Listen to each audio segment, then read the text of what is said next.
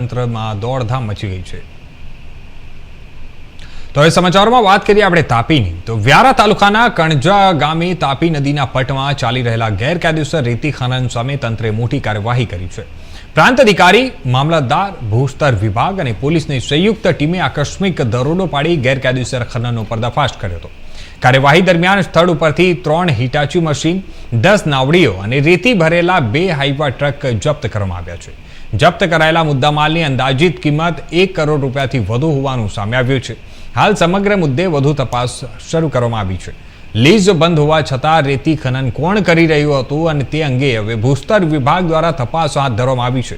ગેરકાયદેસર ખનન કરનાર જવાબદારો સામે ખનીજ કાયદા હેઠળ કડક દંડાત્મક કાર્યવાહી કરવામાં આવશે। તો જણાવી દઈએ, તાપી જિલ્લામાં એક મોટી કાર્યવાહી હાથ ધરવામાં આવી છે। ખાણ ખનીજ વિભાગ દ્વારા જે ગેરકાયદેસર રેતી ખનન ચાલી રહી હતી તેના ઉપર દરોડો પાડવામાં આવ્યો છે। તંત્ર તરફથી આ દરોડા દરમિયાન જણાવી દઈએ 3 હિટાચી મશીન, 2 હાઈવા ટ્રક સહિત મુદ્દા